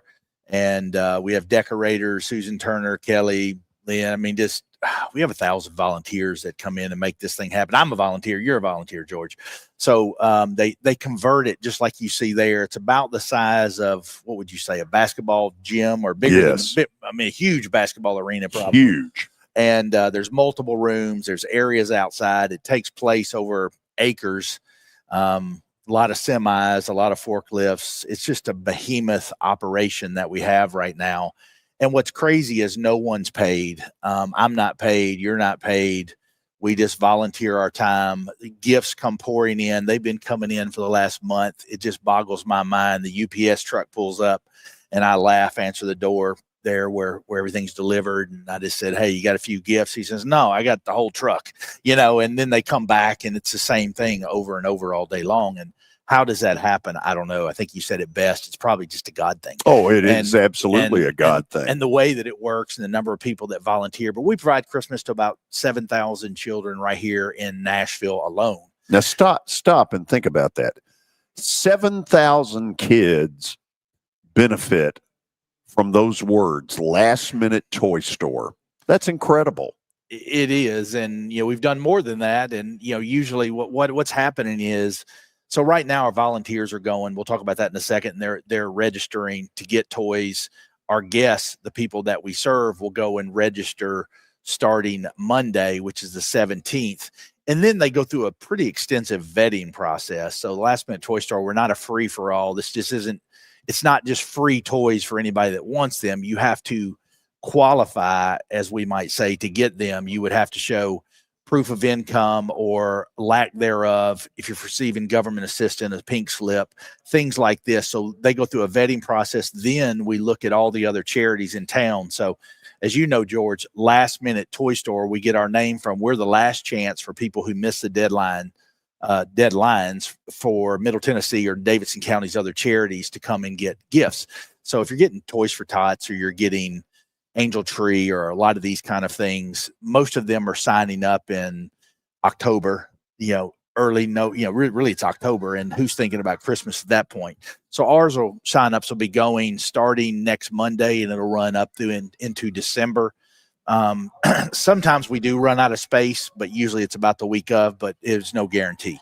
So what we tell people, if you know somebody needing help, you're a business that's watching or a business owner, send them our way. We are glad to help them. They're new unwrapped gifts. We help children from newborn all the way to age 18. Sometimes I think, why are we helping children that old? They should be working or whatever. But then again, sometimes those kids need someone to show they care about them as well. So we do provide for them as well. We're one of the few charities that does the 15, 16, 17, 18-year-old age group as well. So that's kind of what we do. So for me, it's twofold. The money that we raise through the Plaster and Friends Celebrity Bowling Night goes to the Last Minute Toy Store.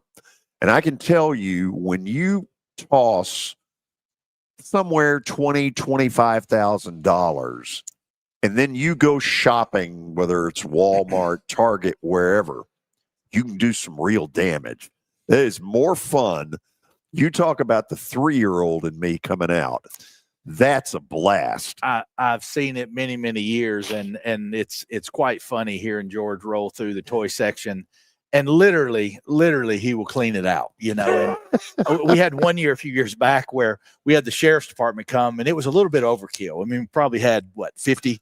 Oh my God, that truck, thing was. And the problem huge. is you're running baskets of toys out to a truck, and you can't just sit 40 or 50 of them outside because people will free for all. So, we're having them load them, and George is going through, and he was literally, first he was like, I want this and this G.I. Joe, and then he just like shoveling Shovel all in. Bring them on, baby. But it's harder to spend this kind of money than you think. And that's also why we have say, hey, you can donate. You can go to Amazon. We have an Amazon wish list at lastminutetoystore.com. We will have a not 24 hour, but we have a drive-through where you don't even have to get out of your car. That'll be going for weeks before it, where you can just go shopping yourself. We say, pick out a toy that you would want and that you would like to receive. Bring that to us. We have businesses all over Nashville that have Christmas parties, and the ticket to get in as a new unwrapped gift. Some of them, like I could name them, Sound Check. I mean, they'll have, you can't even believe it, semis full of toys that will come in. So we have a lot of businesses and a lot of companies that do things like this. And of course, your celebrity bowling event is huge. And George, you've raised, it's 6 figures probably is what you've raised for the Last Minute Toy Store over just the last few years, to be honest. And, it's been pretty amazing what you've done for the toy store. And actually, I think our first bowling event may have been over 10 years ago. Is that right? Oh yeah. That one was pitiful. It actually wasn't. I mean, you go back and think about it, and think about how many Titans were there and how many professional ball players were there active, so friends in high places. You had a lot of friends in high places, and you kind of still do as well. So, it's amazing the people that come out to the celebrity bowling event. And it's also amazing the people that sign up and come, and they're just people we see all the time, business leaders and so forth. And it's a great time. So I will throw this out here very quickly, and then I'm going to get Dale to talk about volunteers. If you would like to play in the bowling event, no, it's not the best charity event in town, but it is the most fun charity event in town. Simply email me, plastergeorge@gmail.com. It'll cost you $200, and it'll be a night you never forget. plastergeorge@gmail.com. Tell me about volunteers, because the volunteer piece of putting this on for 3 days is massive. So the way you volunteer, much like George does, is you go to lastminutetoystore.com and you can click on volunteer. And when you do, you'll give your name. You'll pick the job that kind of you want to do. We give some brief descriptions. We have people that are inside, people that are outside. People that are outside are helping pick out bikes. They're helping with sporting goods. They're helping with all kinds of things out there. And then the other half's inside. But it takes over 1,000 volunteers to make this happen. But as you know, George, we go through an extensive orientation. It starts about 9 in the morning, and it ends about 9:20. I mean, we orientate you thoroughly, and then we throw you to the wolves. And you spend about the first 10 minutes of it saying, what in the world is happening? And George, what am I doing? And then after about 15 minutes, you think, okay, I get it. And, you're helping people in our community, because it's not a free for all. Literally, they come to the door, people like you and I, all of us, people that are watching, we will literally have a bag, and we will go around and help them pick out the gifts for their children. And where else can you go where you can actually go buy a G.I. Joe or buy a bike, donate it, and then come and literally see that make its way into the hands of the people that are shopping for it? And where else can you go that you could give $100 or more, and the $100 is spent buying toys? I mean, there's just not much quite like this. And again, it's because you are a volunteer, I'm a volunteer, 1,000 people volunteer, and we all put in our time to help those right here in our community that need it the most. So you can volunteer to do that, and it's Christmas to me, and it has been for decades now. And so that's the opportunity. Go in lastminutetoystore.com and check on it to volunteer and get signed up today, because it will fill up. Here's the hidden benefit to this. A year ago was the first time I've been able to volunteer on all 3 days of the toy store, essentially right at a week before Christmas. And when the 3 days were over, I remember I picked up a phone and called this guy, and I said, maybe I didn't totally understand this, but it was like I was on a high the entire Christmas season, because it no longer at our age is about us. It's not about us. It's about helping other people. And the great feeling that it gave me a year ago, it lasted through the holiday season. And I am looking forward to that again. There's really nothing like it. I mean, I just say all your senses, and I say it every year in orientation, all your senses will be challenged. Your sights, the smells, the everything, to be able to help people who literally are in tears, hugging you, hugging me, hugging us. I mean, it's one after another. And sure, there's a 1-2% that try to job the system and work the system. And we try to weed them out as best we can. And we do a really good job of that. I mean, not everybody qualifies, but the other side of it is those that are really and truly in need, just your eye test. You say, here's someone who needs help. And when you're getting them new toys and you realize those children will wake up on Christmas with toys under their tree, and that just means a lot to a child. And I volunteer, as as character coach in some of Metro schools, James Lawson High School, one of them. I see it all the time. I mean, how kids they don't have much, and how it really affects them in more ways than just one. It affects their school life, their personal life. All these other kids got gifts on Christmas and I got nothing. So that's kind of what we try to do. And that's the way we help. And that's what the Nashville community is all about. And George, you've been a huge part of this for a long time. And Kelly, I don't know if Kelly's on here today, but they volunteered, and Watson and so many others. I mean, Francoeur has come and done this so many times. And, I can just think of all the people, like the one, who was the guy that hit the Grand Slam in the Braves World Series. And then he was there a couple nights later. Adam, you talking about Adam Duvall? It was Adam Duvall. Adam's done it as well. Dan Winkler, a former Brave. I mean, my son was there and walked in and thought, my God, that's Adam Duvall sitting right there. He just hit a bomb on TV the other night.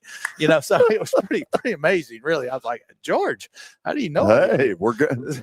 We're getting there. You're getting there. I got to go to the break on this. I thank you for what you're doing. Thank you, George. For this community, because I don't know that people understand the level of commitment that it took to take this on between you and your wife.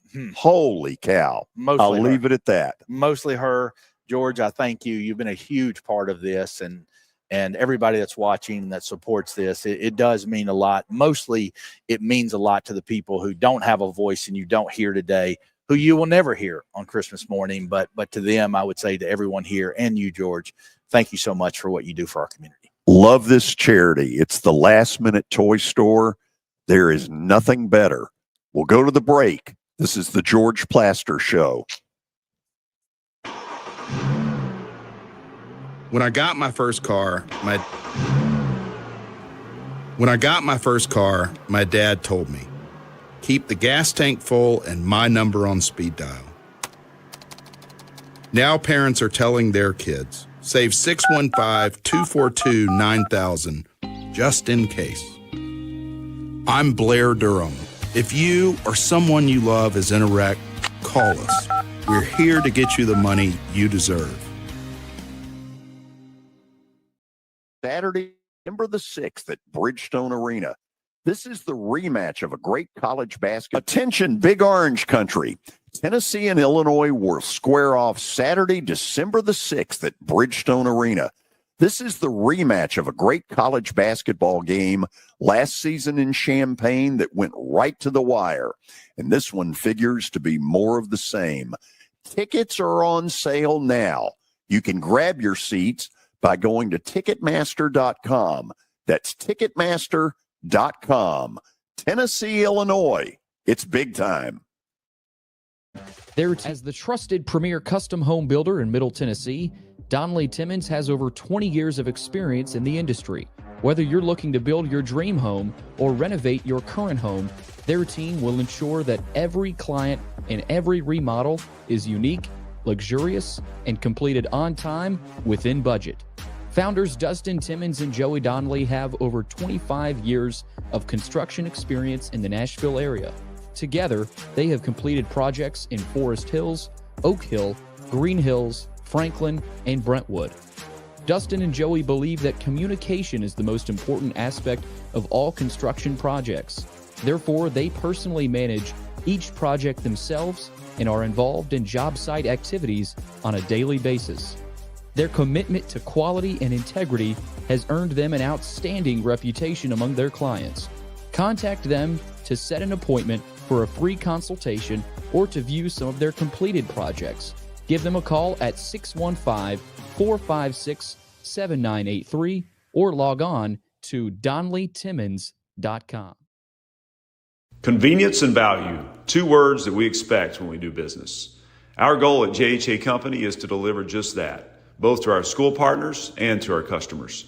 Whether you're purchasing photos, yearbooks, class jewelry, letter jackets, school spirit wear, or senior graduation products, we strive to make the experience easy, convenient, and cost-effective. Find out more at jhacompany.com or call 615-867-6345 for more information. JHA, one source, one company.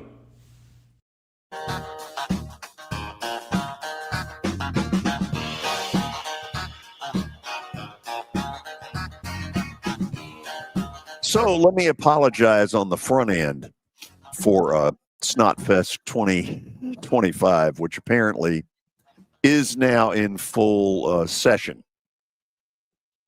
Yeah, full blown Snotfest 2.0 2025. This will prove just how it goes. Yeah, just how it goes. You want to do that again? Throw it for everybody to see? Yeah, whatever. Okay, so put up the slide, if you will. Tomorrow at 11:30 in the morning, we will be back here at Fordyce Center in Bellevue for another edition of the Wilson Bank and Trust Sports Speaker Series. This will be the tallest person that has ever been a part of this. My buddy Will Perdue is going to join us, and who knows where it will go. There's just, with him, there's no telling where it will go, but it's going to go somewhere. You're all invited to come out here at 11:30 and be part of a, if you want to call it, live studio audience. We'll take some questions out of the audience. If you want lunch, it's available for purchase. And the food here at Fordyce Center in Bellevue is pretty doggone good. I can attest to that. It is very good. Yeah. So the David Cutcliffe interview, phenomenal. Amazing. Just phenomenal. I can't believe they have not asked him to be on that Manning cast. Well, I thought he did. It said they did. He just doesn't want to do it. I don't know if that's really what he said or not.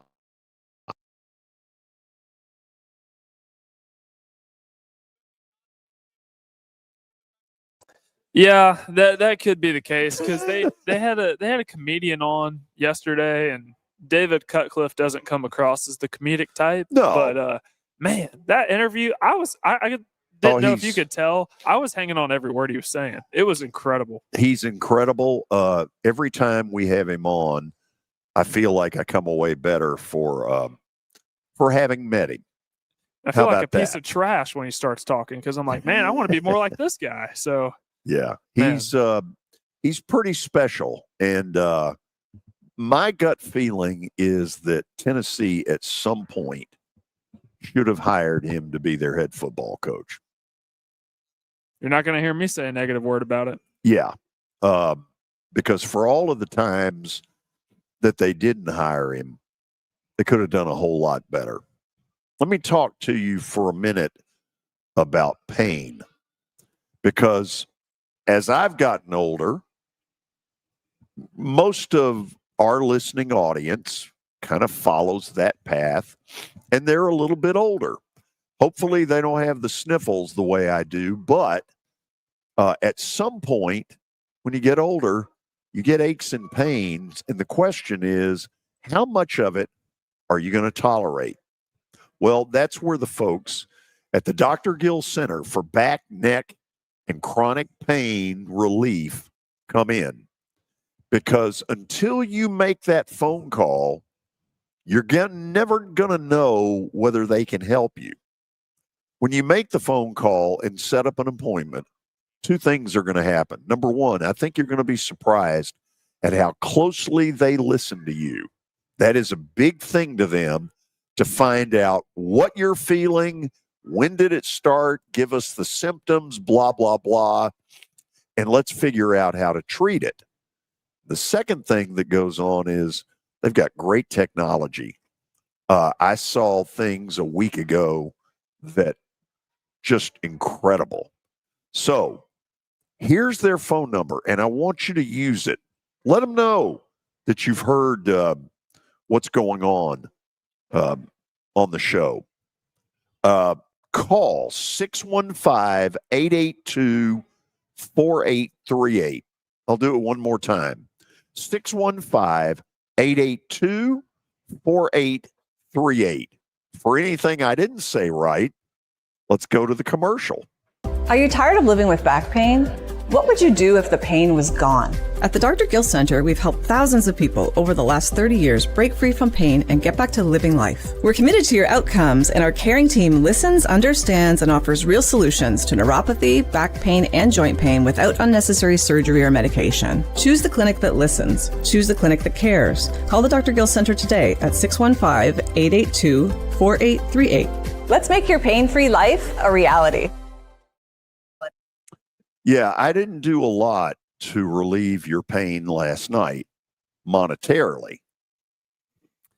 That is the truth, and it's time for Plaster's Bet of the Day, brought to you by Bart Durham Injury Law. You took Green Bay. Now, that wasn't necessarily a terrible bet, considering it was what? Quick math on the show, 17 combined points. So yeah, who would have thought that? Yeah, whomst have thunk it? Okay, I don't know. For instance, under the who would have thunk that, the over-under in that game last night was 44.5. Oh, geez. R.I.P. the people that took the over. Man. So even Vegas didn't see it coming. Yeah. Anyway, the record sucks. 77, 84, and 4. But tonight, we venture into the MAC. Uh-oh. And as all of you know, once you go MAC, there's no going back. No, there isn't. Why am I taking Ohio U on the road? For one big reason. They're better than Western Michigan. That wasn't going to be my reason. I thought it was because their quarterback's name is Parker. Is it? I don't know. Yeah. Well, then you know more than I do. Well, let's go with that reason. I like that reason a little bit better. Ohio U, it will be.